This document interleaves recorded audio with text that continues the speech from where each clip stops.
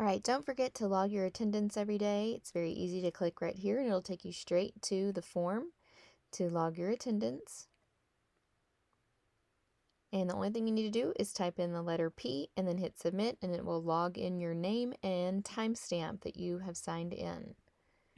And today's assignment is under the week of September 14th, day 1, the contour summative steps 1 and 2.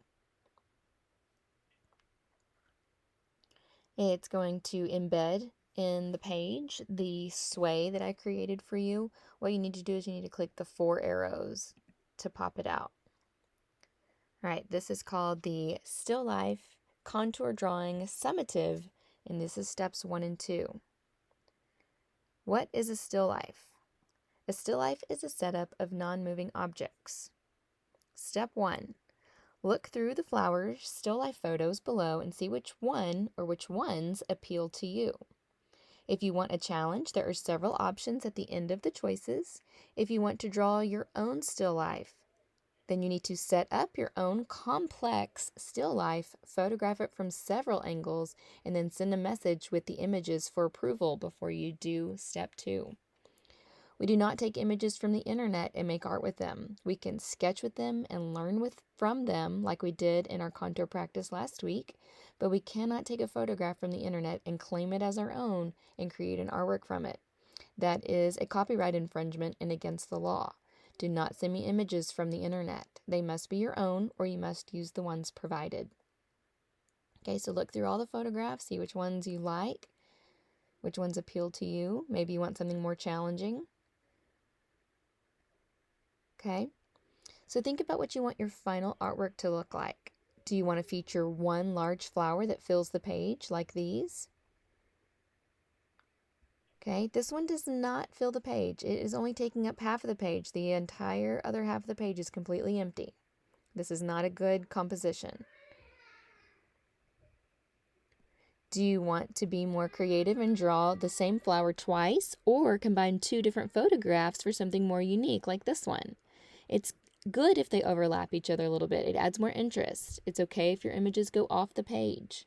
Okay, so these are 2 different photographs, and I've redrawn the second one larger to fill more space. And you can do the same thing. Step 2, sketch. Yes, you can sketch here, and we'll get to the contour lines later. So sketch your desired flower or flowers, if you're choosing more than one, on one full page in your sketchbook until you are satisfied with the way the page looks. Try placing your flower stem to the left or to the right of the center for more dynamic layout. Dead center is where everyone places their objects, so try to be more creative than dead center. It's even okay if your flower goes off the page. Scroll back up to see the examples again if you need to. Photograph your results and upload to Schoology, and look for comments on the assignment before moving to step 3. Let's talk about how to draw this lily for a minute. Now, several of you in your contour drawings the other day, you did a great job of showing me the outline of each petal, but what you had trouble with was showing me where the petal began and ended. So the petals begin and end in the center of the flower, and sometimes they have a line that goes across because the petal is folded down. Okay, so you got to make sure that you don't have these floating lines that never stop. So I want you to notice the outlines of these flower petals and how they begin and end. They don't just have, there's no floating lines. Everything is a shape. Okay, it all connects back to itself somewhere, somehow. No lines that don't stop somewhere. Okay, so make sure that when you draw these particular kinds of flowers that you are showing the overlapping, which petal is in front. This petal is in front of this petal. This petal is also behind this one. So this one is in front and this one is in front. This one is behind. This one is underneath this one. This one is underneath this one. Okay, so make sure you are paying attention to those details and showing the entire petal where it begins and ends.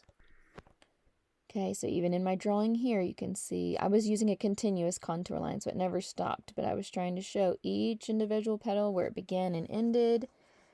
And there's no lines that are floating. There's no floating lines. They all end and attach to another line. Same thing here. There's no free floating lines. They're all shapes. They all enclose on themselves.